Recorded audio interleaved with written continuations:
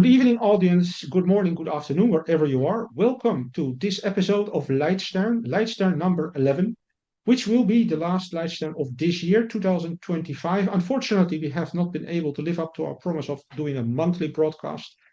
We promise to do it better in the next year, 2026, and offer you a regular schedule, more regular than in the past 12 months. That being said, this last podcast has a little bit a different format than the other ones. We will be doing a year review 2025, looking back at events, giving the take of our panel members on that year, on the larger issues that interest us. And as such, I present to you once again our team. Hans Vogel joining us from Italy, Sietse Bosman joining us from Frisia, and myself, Alexander Wolfhezen, your host, joining you temporarily from the Netherlands. And as an introduction, I would like to give the word to Hans Vogel, who will be giving us his ideas, his impressions of the past year and what they mean in a larger historical context, I guess, because he is our in-house historian. Hans, welcome to the show, and please give us your take on 2025. Thank you, Alexander. Can you? I think there's a bit of a problem with the sound connection. So, but please nod if you can hear me correctly. Okay. Well, I was, of course, I'm not the youngest person around here. Being a bit older than you two gives me a sort of a privilege, but also gives me the freedom to yield to a sentiment that older people often have. They have seen it all. I haven't seen it all, of course, but I was at the end of the year. When you look back on what has been going on inside Europe and outside Europe and all over the world, the tendencies that you try to discern, I think I came with the back to the old idea because there's a famous Dutch playwright called Vondel. And there's a saying attributed to him, and I checked, he seems really to have written it. Het leven is een schouwtoneel. Ieder speelt erin en heeft zijn deel. So life is a stage, and everyone has a role and plays its role in this play on the stage. Vondel was not the first to say this. Because it seems he's taken it from Shakespeare. All traces, all sort of tracks go back to Shakespeare. He says all the world's a stage, and he published that in 1623. Then it was officially published. But there's also the Spanish poet Calderón de la Barca, who said "La vida es sueño," life is but a dream. And that's from 1636. So we have in the 1620s and 30s the idea in post-Renaissance European playwrights and authors that life is a stage, life is a play, life is a dream, and that's the idea I have about what happened last year, because we're all in a sort of witnessing a play.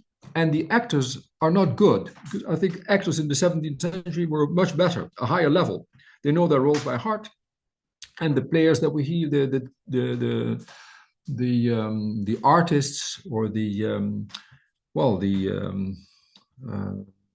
players, the people who play in the roles in the roles today, they're not really very good.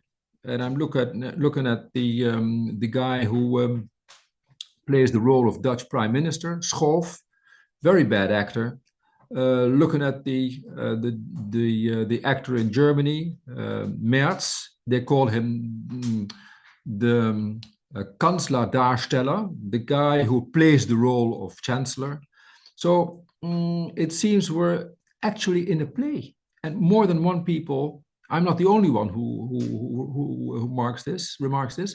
In Germany also, as I just said, the the nickname for Merz.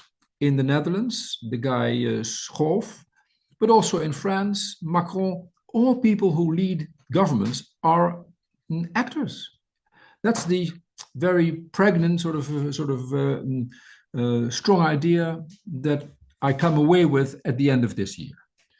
And maybe you concur with me, maybe you disagree, but please tell me what you think.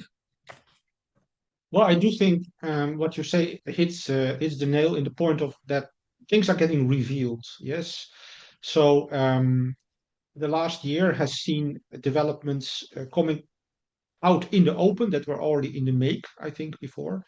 So, for example, the abandonment of the pretense even of international law. I'm just referring to simple things like high seas piracy, tanker wars, killing of people at the high seas, all that kind of stuff. Also, the pretense of the free market of ideas and free speech that has completely gone out of the window in the West. And I think this fits to what you are saying. So it fits in this sense that the people that are now leading our countries in the West, they have shed all pretense at being anything else than what they are, which is globalist strawmen, globalist puppets. And they do not even make an effort anymore to hide so. I think not in the sense of how they present themselves, neither in the sense of the policy directions that they are giving us. All that being said, my purpose here also in this year review would be to remind our audience of larger structures in which we find ourselves. So a year has passed, but let's not forget that the European year, as is still remembered in the German word Jahreswende or Dutch Jahrwending, this year idea was originally something linked up to the natural cycle, to the natural experience, to the repetition of natural cycles. And the Wende, the turning point, literally meant the turning of the sun in the sky. So from being visible less and less to being visible more and more. Of course, the midwinter point has just passed. And in this sense, the year count that we are having in Europe and the year experience is quite artificial. We are facing an artificial calendar, we are facing an artificial year count, and all these things, they are having a long-term effect. But that doesn't mean that we can completely abandon it. People still have no new system by which to reckon it, although it might be coming. So I would like to remind people also of the relevance of this term Wende, so the German Jahreswende, meaning the year turning. We have seen turnings in the past that were not just a turning of an old to a new year, but a turning from one system to the other. The most recent one is literally called Die Wende in German. It happened in 1989, 1990. At that year time change, the old communist system in Eastern Europe fell, the so-called Eastern Bloc. And everybody that lived at that time will remember the shooting of Ceausescu, very near to the physical changing of the year, 1989. And I think that this kind of Wende, this kind of turning is something that has been in the making, but is being played out in front of our eyes. So not only is lots of information being exposed, lots of people being exposed, lots of agendas being exposed, but I think also larger events are in the making that are having a kinetic effect on people's life.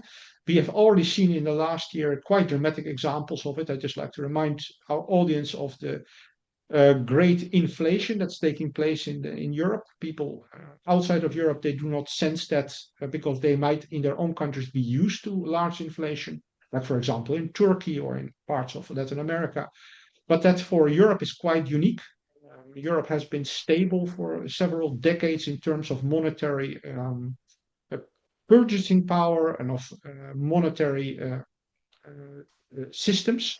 This is now breaking down at a very dramatic speed. So this can be felt in people's purses. I'm talking about people that are not part of the ruling elite, that do not have their hand in the till. that cannot rely on fraud and on crime to prosper. So ordinary people, working people, pensioners, they are feeling these things quite dramatically. And lots of things that used to be normal in Europe are becoming unavailable, inaccessible. Now, the rest of the world might have a little bit of another German word, Schadenfreude in this respect. So they might enjoy the suffering of the Europeans, saying, we have suffered a long time in the third world and elsewhere. Now it's your turn. But on the other hand, this also means that the last parts of stability, economic stability, social stability, and political stability, as they still existed in the West for the last decades, are going out of the door at a rapid speed. So this is something that I would like to remind people of, the fact that our year turning might also indicate a turning to a quite dramatic kinetic shift in the next year. And this shift has been prepared in 2025. We can say something more about that later on, but I'd like to give the word to Sietse Bosman, who has joined us. Sietse, your take on 2025 and what does it mean, macro historically and from your perspective? Well, I would like to briefly make a flashback to our previous episode in which we touched upon Baudrillard's simulacra and simulation. And I would say that this year basically is a culmination of the fact of the phenomenon of simulation. And I would say that 2025 is the year of modeling. And the Dutch government and the European government all engage in modeling all kinds of aspects of society, of sociology, of agriculture, of environmentalism. And basically all government decisions now are based on models. In which they find data somewhere, or this data might already be artificially produced by other models, and therefore you have this AI model collapse phenomenon in that we put synthetic information in these systems and then build policy on the outcomes we have. And you see this in all domains of our society, especially in the Netherlands. I think it's the worst here than in all of Europe. We are waging a war on our farmers based on models. We have a so-called nitrogen problem. In that the government has decided, based on models, that we have like a 0.00001 threshold limit for the deposit of nitrogen, which is, of course, a completely retarded idea, as the atmosphere is roughly 80% nitrogen. And we see this in demographics, where they are modeling things, modeling population growth, and deciding that they need to build 10 or 12 or 15 new cities. But it's all based on modeling. And we see this in every domain of our society. However, as I said, we live in a year or an age of simulation, and these models have lost all connection to reality. Because as I said, we are waging a war on farmers and destroying our food security based on a model that bears very real life resemblance and goes against much established science. There was a university in Canada who came out with the study that cows, for instance, are actually climate neutral because they emit less greenhouse gases than they absorb again. But our governments insist on using models that favor their desired policy. Our energy crisis, or Energiewende, as they call it in Germany, this sort of the turn around to a different sustainable system, is also based on all kinds of modeling, but bears no resemblance to reality. I have personally spoken to electrical engineers who work in the major companies that maintain the electrical net in the Netherlands. They all say what the government wants is a complete impossibility. We cannot electrify our country, as it would mean that we would have to expand our electrical grid by a factor of 40 to 50. meaning that basically every street in the Netherlands would have to be dug up to put more cables in the ground. But there isn't enough copper, there isn't enough metals, there isn't enough raw materials to do such a thing, let alone build all of the electric cars and the batteries they require. So if I look back on this year, to me it is like the height of simulation society, where virtually nothing that is presented to the population at large bears any resemblance to real life experience. When we know now that certain European cities, 73% of the new children born there are not of native origin, and then we are still being told on the grand narratives of the media that there is no great replacement, that these things are far right to notice. Then we are living in La La Land, and nothing is actually in contact with the real world anymore. And that is, well, as I said, I think that's one of the great hallmarks of this year. Well, I think, of course, you're Agree. right. There is such a thing as a war on reality, we might say. Mhm. The imposition of a program, an exercise of the will, but in a very particular way, which is being exercised by our elite.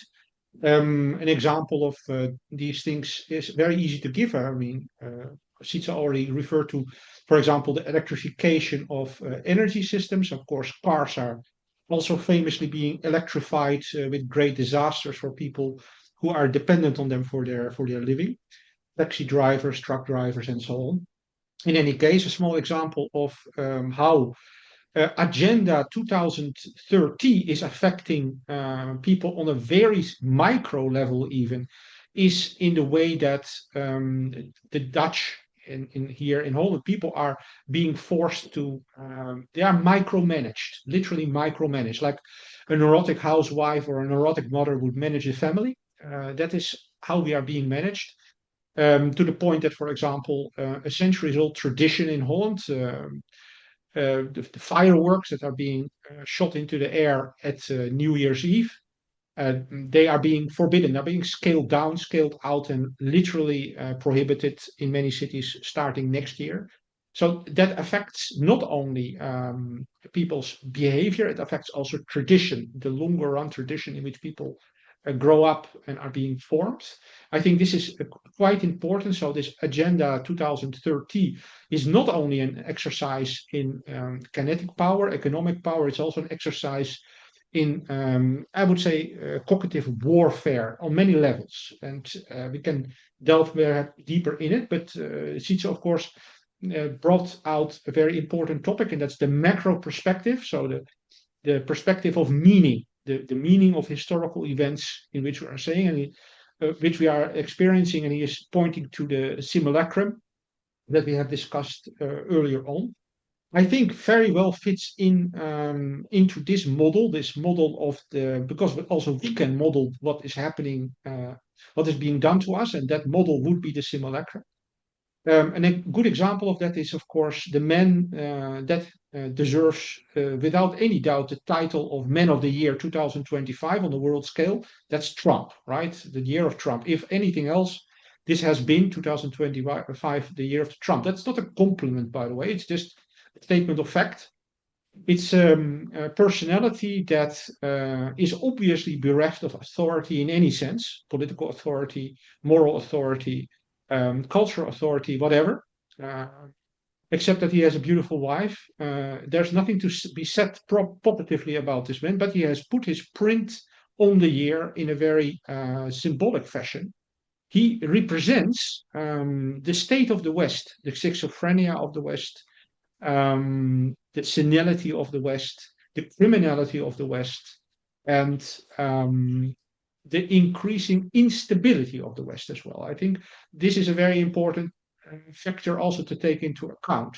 A man that is not only switching narratives for purposes of self-aggrandizement and narcissistic pleasure, but also somebody who really is losing his grip on the reality, in the sense that he cannot correctly take make political calculations, geopolitical calculations. He's just unable to do that. There's a sense of desperation about it. So, however good the simulacrum is being upkept within the West, which it is, because we are now in a perfect make-believe world as far as the mainstream media are concerned, and as far as social media narratives is concerned. So that has worked out. But in the larger world of reality, this man represents, in my view, the West very well. He's a good representative of the current state of the West. But of course, I will give the floor to our historian, Hans Vogel. Please give us your take, perhaps on what I've said, what Sita have said, or whatever you like to add. Well, one of the other thoughts I also had last year is because since I'm specialized in Latin American history, among other things, and there was in Latin America there was this fashion that took hold of the military elites in Mexico and Brazil and some other Latin American countries, Peru, etc., whereby the philosophy of Auguste Comte from France became suddenly very popular, and it became the leading philosophy taught in Latin American military schools and academies. And there were entire officer sort of classes, year in, year out, who were impregnated with Auguste Comte's philosophy of positivism, and who had an unshakable belief in the value of science and just intellectual thought as a means to solve problems. Every problem, they thought, could be solved by applying scientific methods or scientific analysis, scientific data, and then put them in a model and then come up with a solution. And this was so important and so powerful in especially Mexico and Brazil, that in Mexico, the positivists grabbed power. And under the governorship or the presidency of Porfirio Diaz, called the Porfiriato, positivism was the national ideology of Mexico. And in Brazil, it led to the deposition of the emperor in 1888, 89, and the proclamation of the Brazilian Republic. And the flag of Brazil, it says Ordem e Progresso, order and progress, which is a positivist slogan. So Brazil became sort of the incorporation, the embodiment of positivism in Latin America and in Mexico until at least the 1920s and 30s. Positivism was the guiding ideology for Brazilian governments and government decision making and everything, and the military, of course, and the whole framework, the whole structure of government bureaucracy. And it helped Brazil ahead. It did help Mexico ahead, but Mexico was in the grips of a revolution in the early 19th century, the 20th century, sorry, in which the United States also intervened with, of course, predictable results. Lots of trouble, lots of bloodshed, etc., lots of misery. And Mexico became just an American colony, as it is today. But Brazil kept alive the idea of positivism. And I think basically what we're seeing around us today is the same blind belief in science.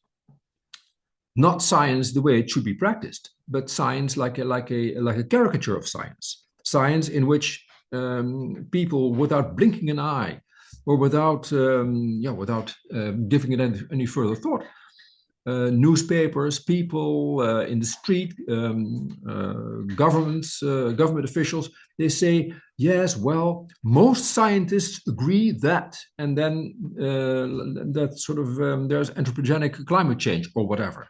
So they think that science is democratic. And if there's anything that is not democratic, it is science. And that was the appeal for science and for scientists in Brazil and Mexico and other Latin American countries, because it was a way to circumvent democracy. So, well, you can talk whatever you like, but the science says so and so, and we should follow the science and the objective science. And nobody then in his right mind would say, most scientists believe such and such a thing. That's why we have to do what we have to do. No, science says so and so. The proof, scientific proof is such and such, that we need to take such and such a measure. And this idea, this thought, has evaporated. It's no longer there. They say most scientists agree that. That's the crucial phrase that you hear come up in every discussion. And then when you say, well, wait a minute, science is not democratic, then people look at you with a strange look in their eyes. So I think that this, again, sort of, it's a circular sort of reasoning. It proves that science is no longer alive. Science has been destroyed. It is not like in the 1950s or 40s that you still had objective science. But science is it's paid for. Scientific research is being paid for by companies, by pharmaceutical companies, by all sorts of other companies. And who pays? The guys who pay, they determine the outcome of the research. So research in all universities in Europe, in America, in the West, so the Western world, is paid for by industry and by sort of people interested in the outcome of research. So it is steered by the people who pay the money. So, and that is why science is wrong. Science is no longer science. It's fake. And you see that sort of scientific education and research at the university level has been destroyed in Europe, is utterly destroyed in Europe, in the United States, in the West. And the same goes, of course, also for other disciplines, for history, of course, for sociology. Name a discipline, and it's been subverted by funding practices and by the wrong kind of reasoning. So sort of thinking, thought, philosophy in a broader sense, science has become destroyed in the West. And so in the process has been destroyed the juridical system, the police system, the medical system, the bureaucracy, every system, education, every system is on the verge of collapse. That's what we're witnessing around us. Because in Germany, I think 1/3 of people, of children that finish grade school, cannot read German. Illiteracy is a growing problem, and the government doesn't give a damn about it. They don't care. No government cares about the value of education. That's why education is becoming destroyed.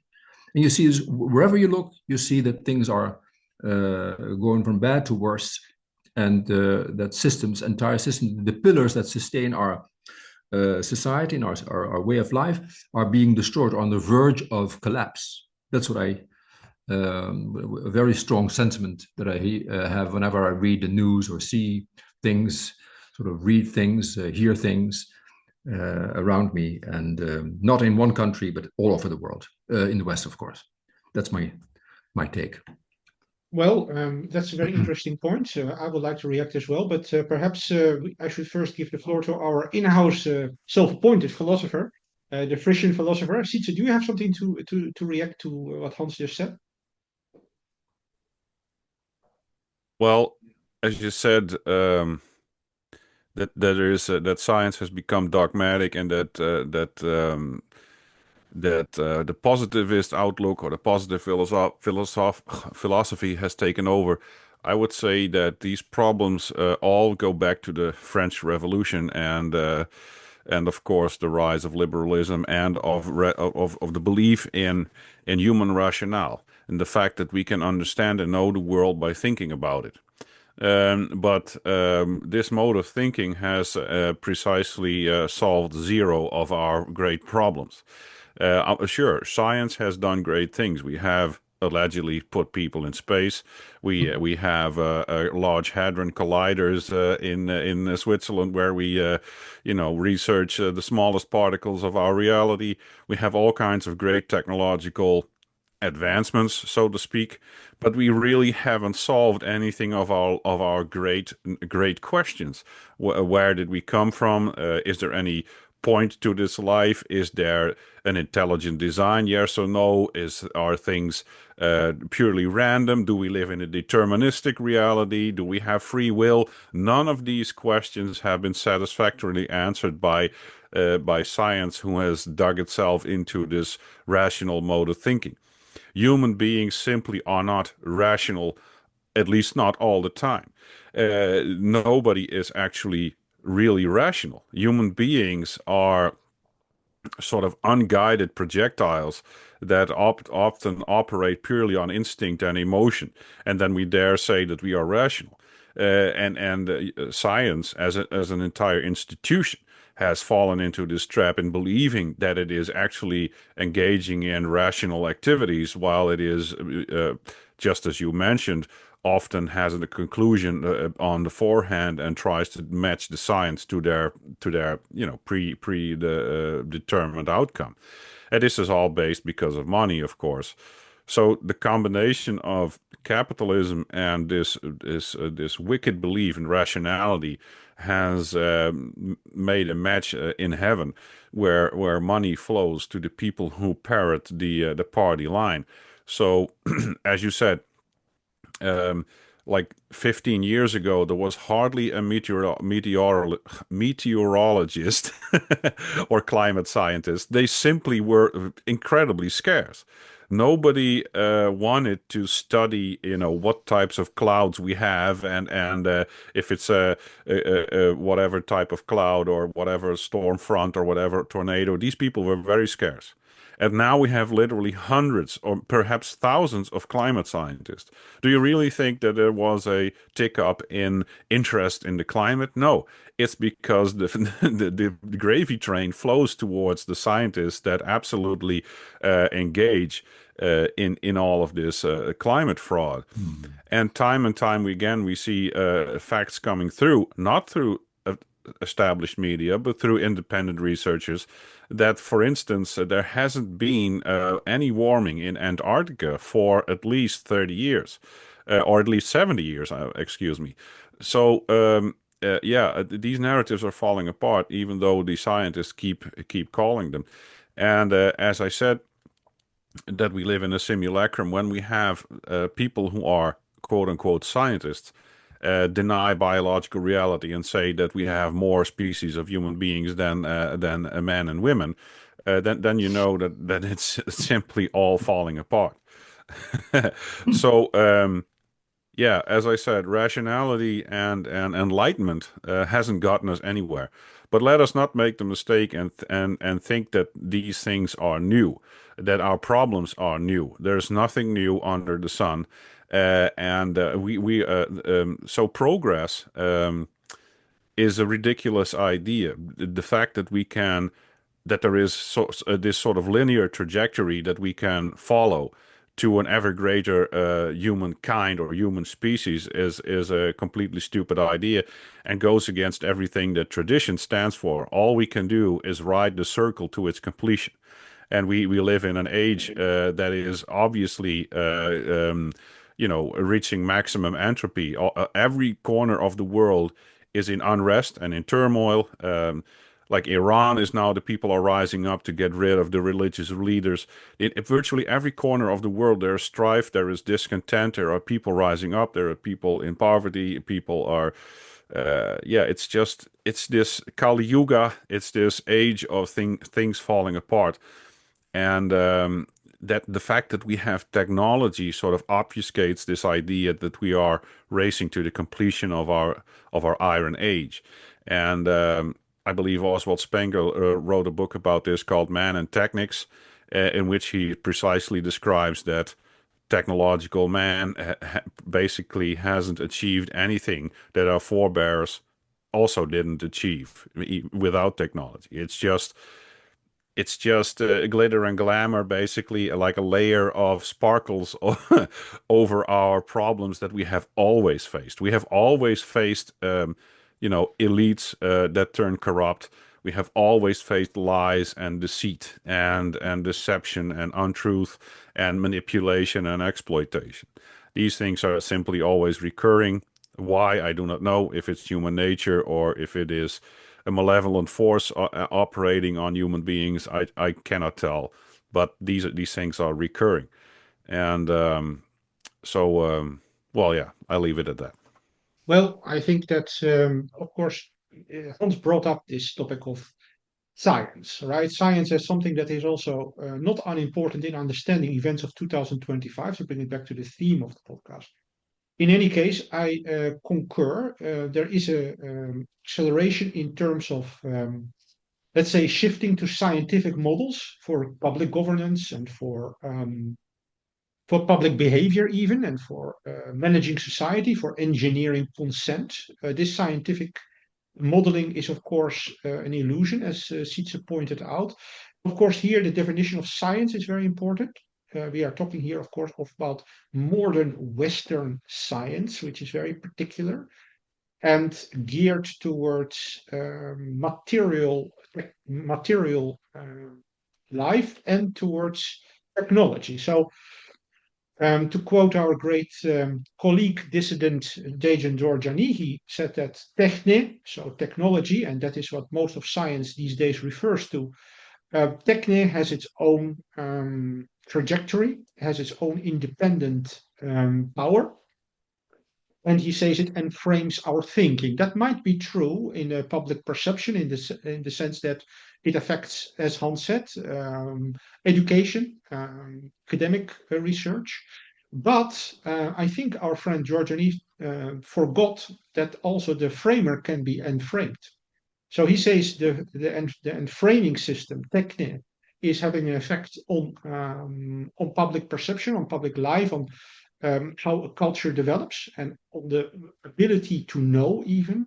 But at the same time, techne has, of course, been hijacked. It has been limited purposefully, and it has been framed towards the goals set by the people that are in power. And I think this is a very important thing to remember.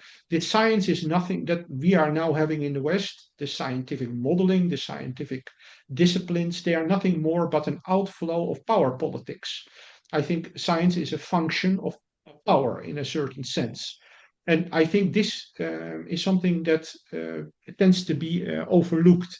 And I think that many phenomena can be better explained, phenomena in our culture and also in economic and social life, can be better understood through viewing science as a power project. So we all know Agenda 2030. Yes, so that is something that, of course, is associated with monsters like Schwab and Gates and so on, and Harari and so on. It is a project literally being implemented. It is not something abstract. It is actually physically being implemented. So it can take a micro form. People can experience in their daily life because they are having to handle an electric car instead of a fuel car.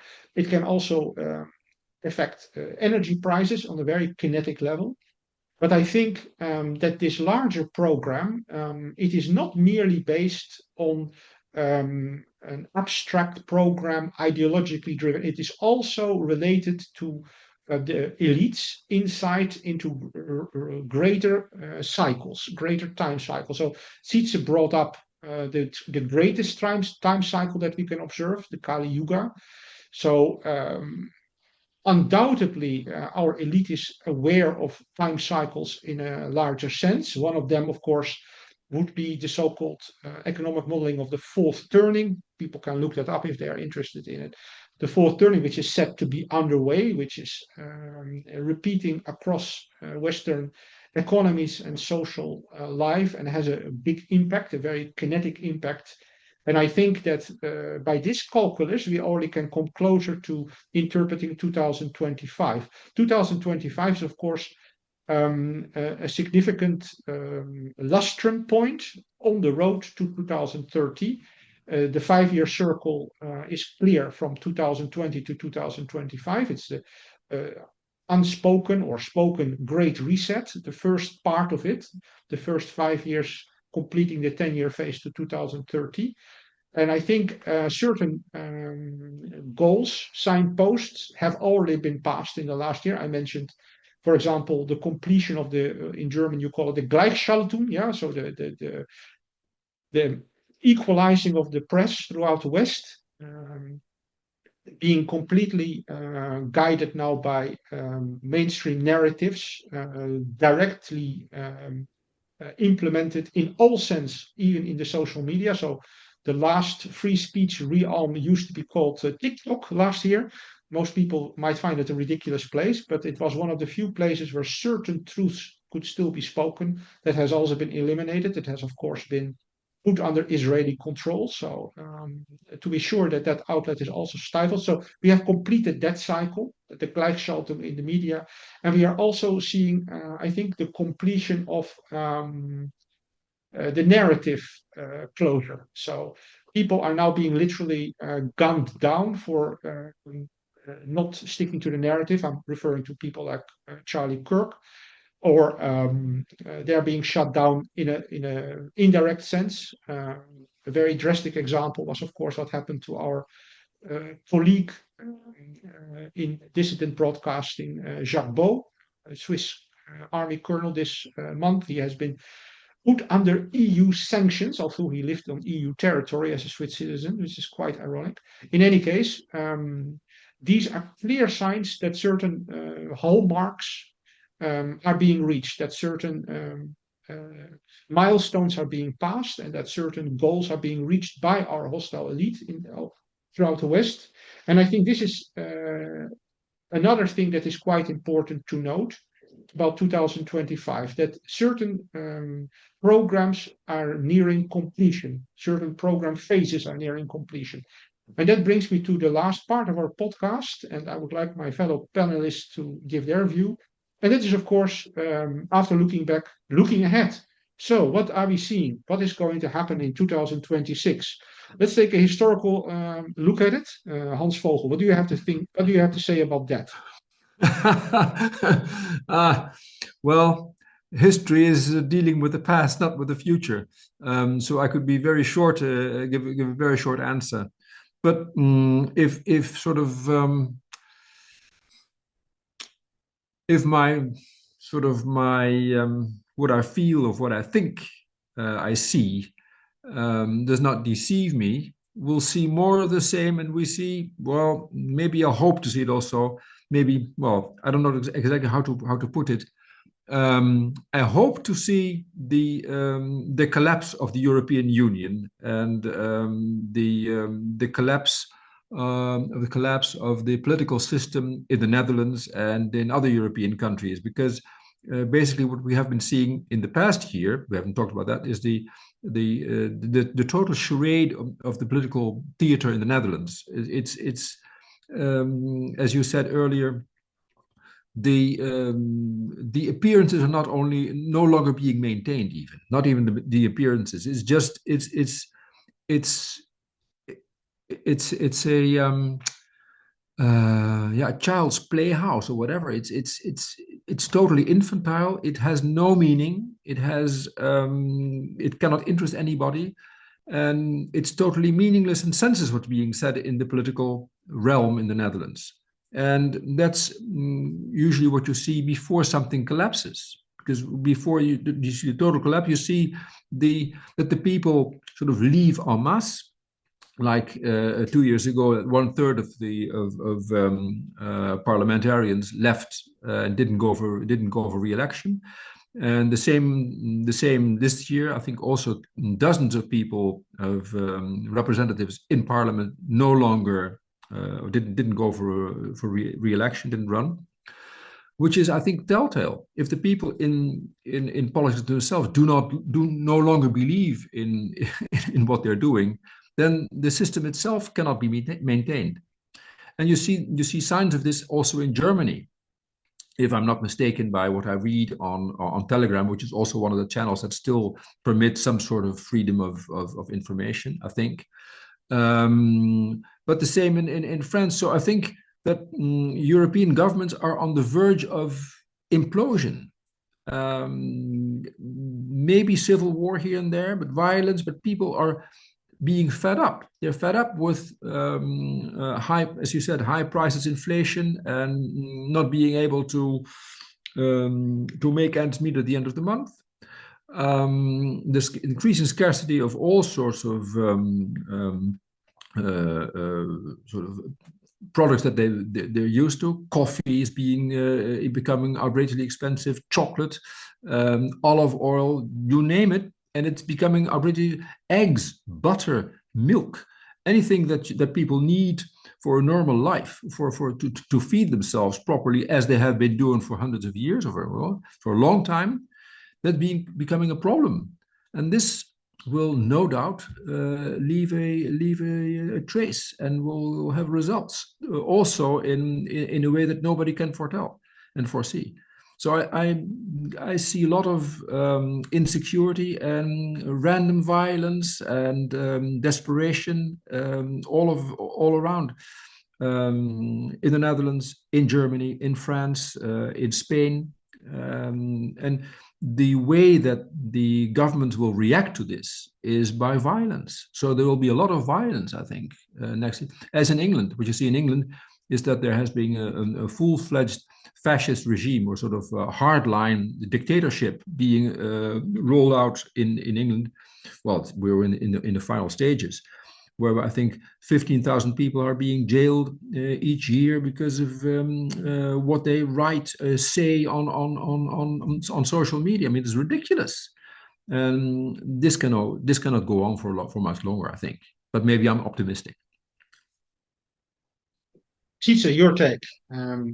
Tell us something about your perspective on 2026. So if you are looking at developments that have been going on over the last few years, all kinds, economic, social, cultural.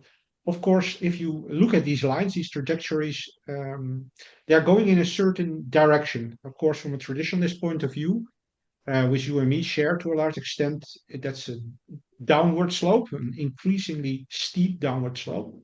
But your take on it, what do you predict, let's say, for 2026?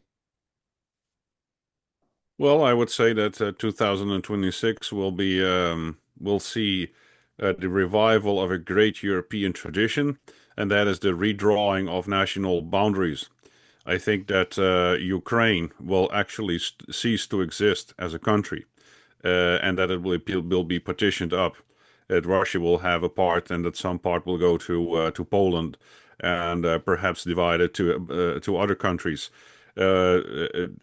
Ukraine simply is not a country anymore. It has killed off the best of its men. It is economically basically destroyed. It is utterly corrupt, as far as we can tell, beyond our, of course, mainstream media narratives.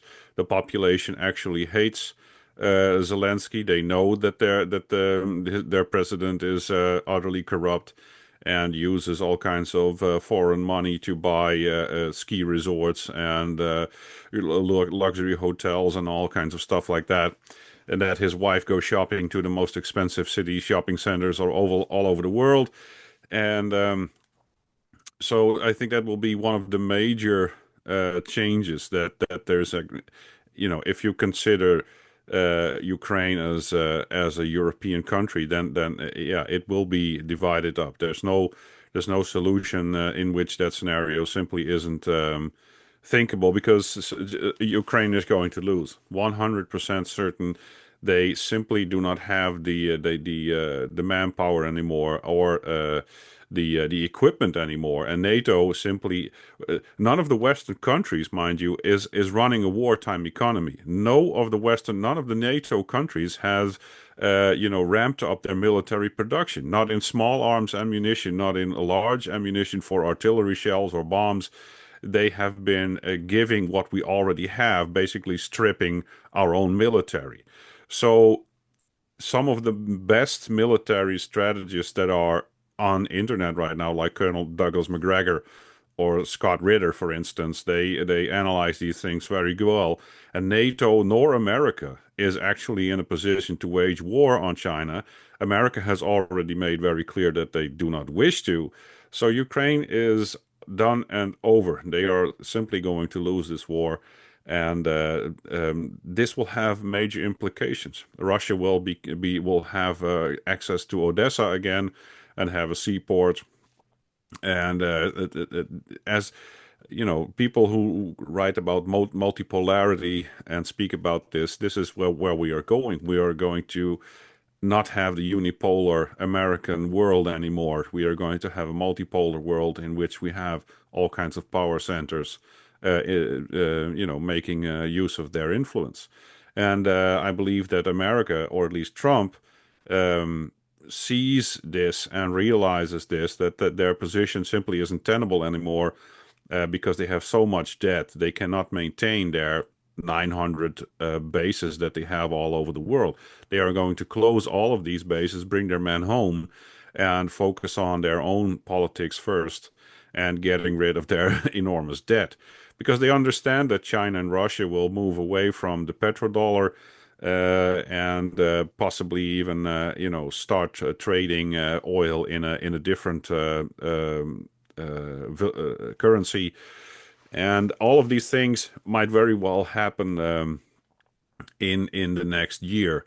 What I also expect to happen is that the people will understand that AI has been the most expensive, nerdy hobby that we have ever had. We have wasted trillions of dollars on infrastructure for artificial intelligence, and the best that it can come up with is images and funny videos and making pictures of yourself come alive. It hasn't done anything to increase productivity. Every major company who has implemented artificial intelligence says that they spend as much time correcting the products of artificial intelligence as as they would have writing it themselves. It makes so many mistakes that it is utterly unusable.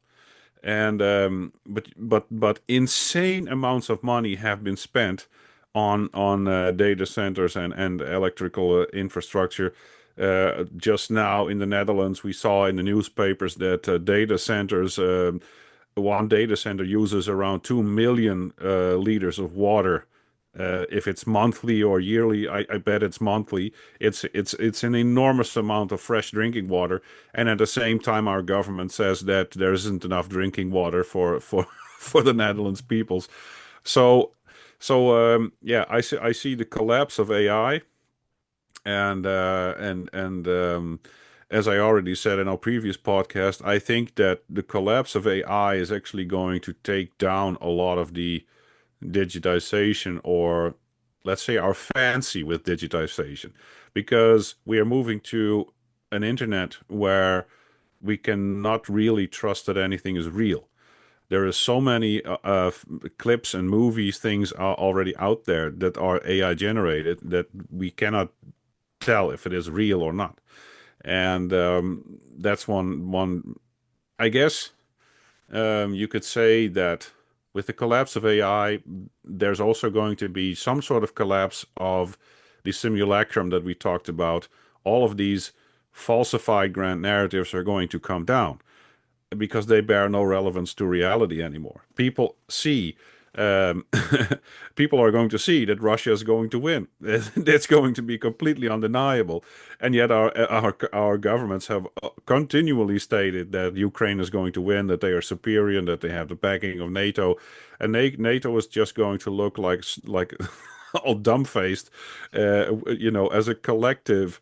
Um, yeah, and as Hans already said, I think that in some European countries we are so extremely close to civil war because the European Union actually believes there are many Europeans willing to go to Russia and fight, or willing to go to Ukraine and fight Russia.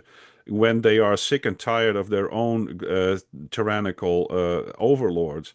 Many military, I think, if there would be a general who had the balls to say that they are against the government and going to do something about it, they would instantly have many of their personnel following them. I am absolutely certain of this. One country in particular is Great Britain.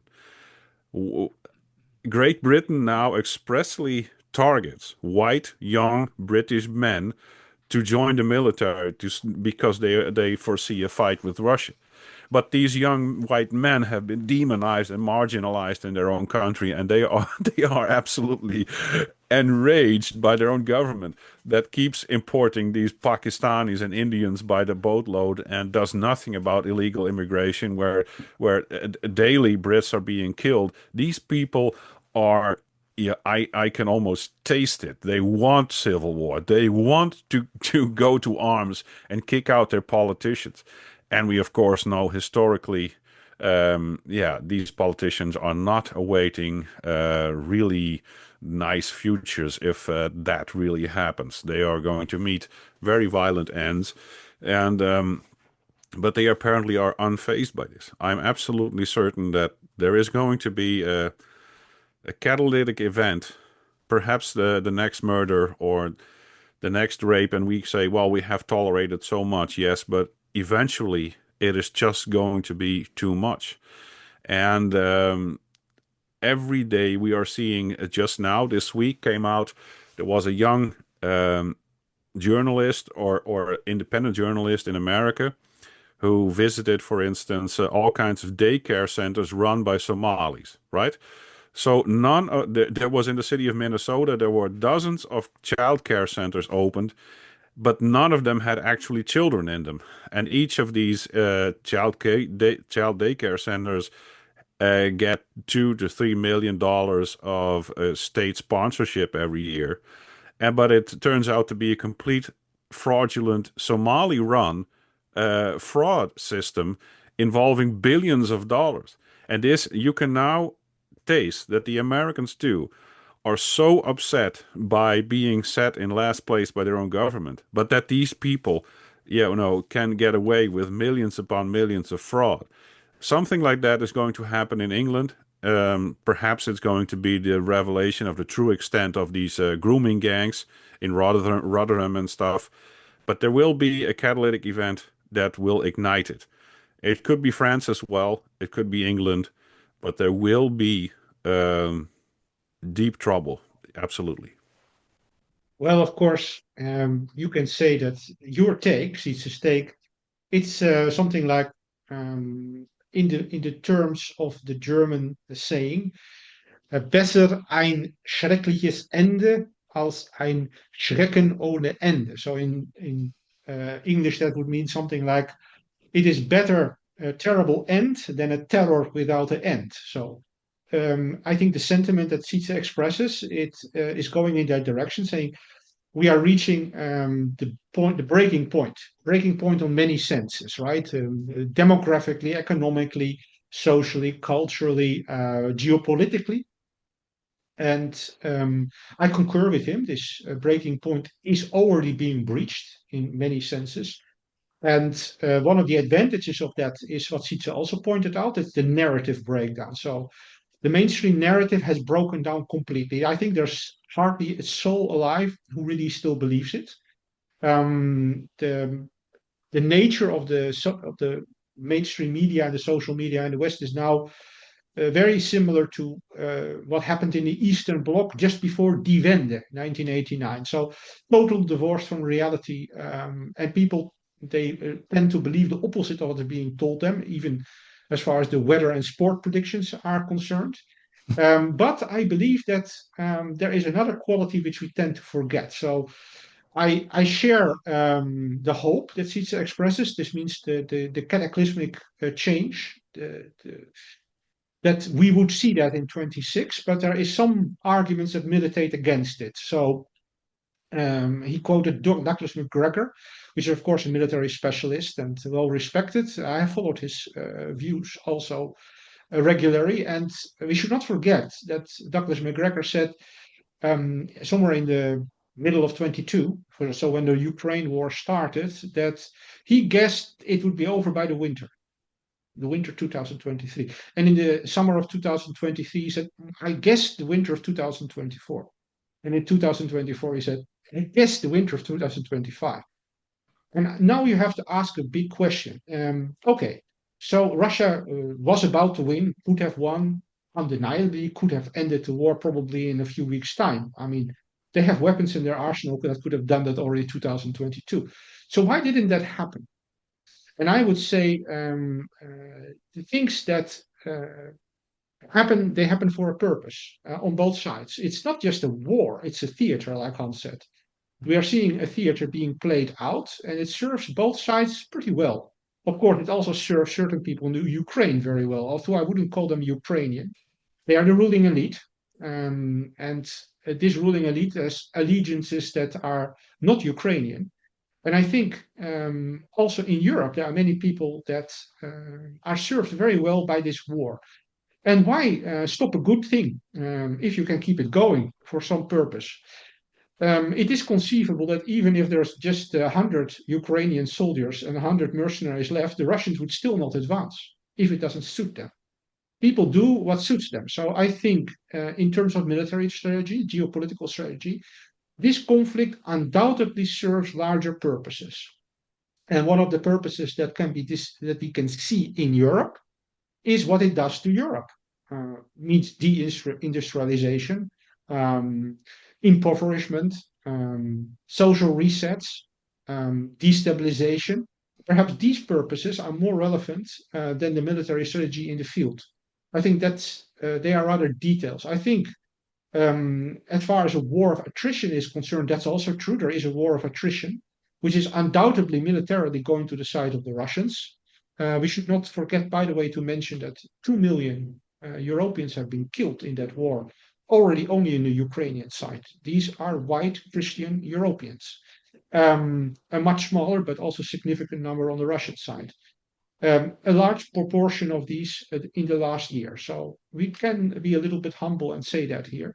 But in any case, that war of attrition has also other aspects. Attrition in the cultural way, in a cognitive way, in economic way. And I think these things, these programs have not yet run their course.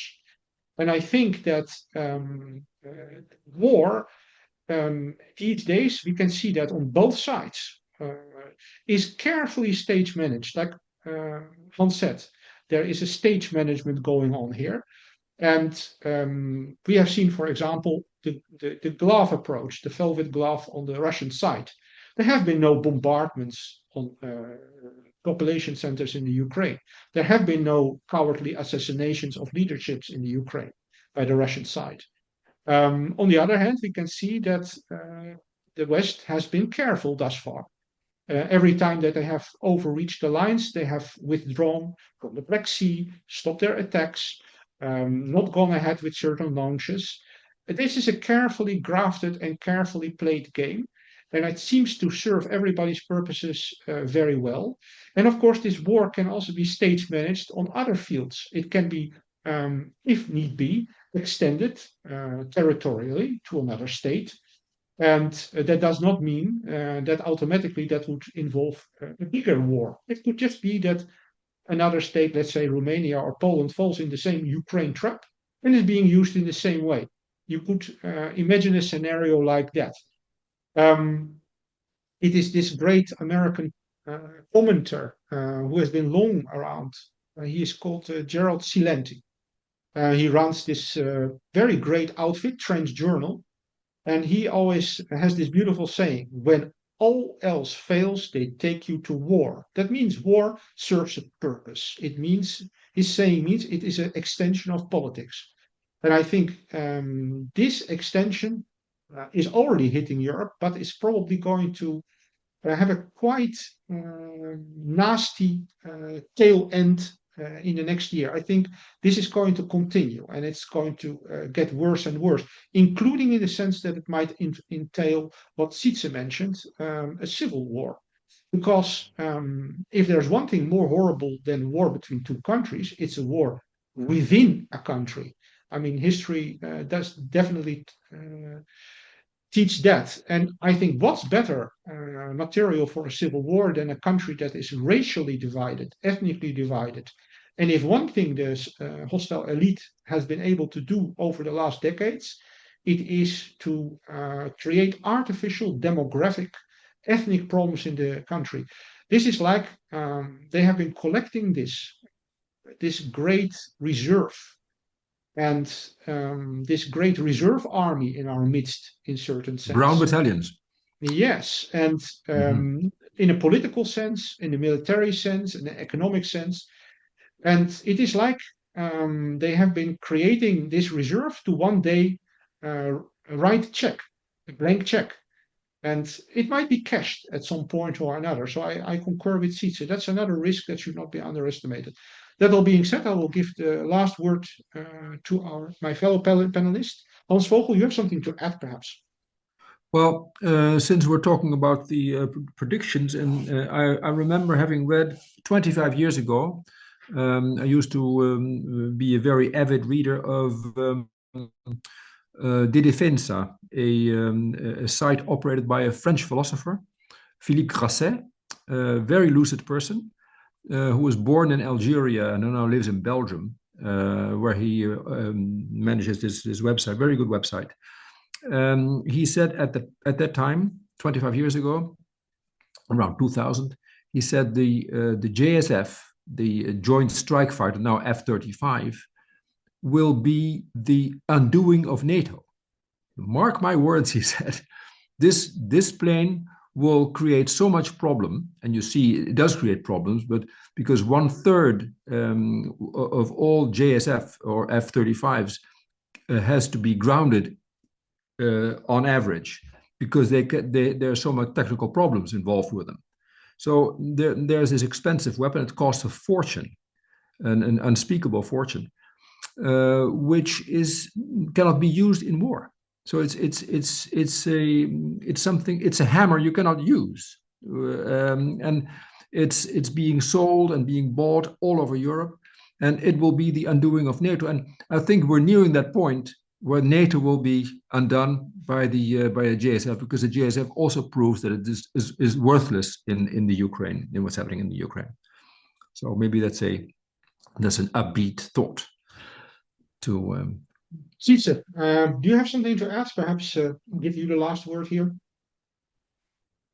Well, to follow up on Hans, I don't think that the JSF will be the undoing. I think the United States leaving NATO is actually going to destroy NATO, and it will. They will. Trump has already, suggested that they will, and they are tired of paying for the defense of Europe, and they have no money to spend. They are basically bankrupt. So NATO will cease to exist, and militarily they aren't a factor. Poland has the largest military of Europe, but the rest basically is child's play. I mean, the Netherlands has what is it, 50,000 professional soldiers, which is peanuts. If you're looking at a conflict like Russia, which has turned into trench warfare. And drones, 50,000 will be eaten up in a few months. So yeah, it's completely. But anyway, so predictions. Yeah, NATO will collapse. European Union will cease to exist, and perhaps some of the long-standing grand narratives will also collapse. I see that things that were considered fringe, like questioning the moon landings and stuff like that, they are gaining much more traction.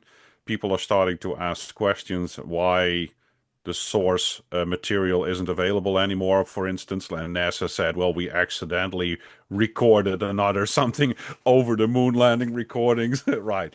So, and stuff around the Second World War, people are looking these things up. Another thing that is quite interesting is that when there are social media channels, like on Twitter, there's an account, Russia is not enemy, in good Russian English. And it has hundreds of thousands of European followers who are seeing that Russia is not our enemy, and that our enemy lives within the boundaries of Europe. And I think that many, many people are starting to see this, especially, as you already said, Alexander, because people are now financially feeling the consequences. They are starting to bleed and starting to have difficulty getting food. And that's one of the prerequisites to get people mobile, to get them to oppose the authorities when they are no longer able to buy their groceries and their food. Well, on this realistic note, and we hope, of course, that the words of Sietse is going from his lips to the ears of the gods, and that the next year will bring us all the great overturnings that we are looking for, die Wende. That all being said, I'm still rather skeptical. I believe that the wounded snake bites deepest. But of course, that pessimism is part of our panel as well. That all being said, we, the panel of Leitstern, wishes you all a good 2026 to our audience. We thank you for supporting us through the last year. We hope that you'll be joining us for 2026. We promise you to bring you updates on all matters conspiracy, all matters politically incorrect, and all matters revisionistic, because that's our job. And we hope to guide you, as Leitstern should, as a guiding star, to the better perspectives of 2026 in all sense, in health and in happiness, as well as in all things that you wish for yourself. And with that, we thank you for listening to Leitstern number 11. Goodbye.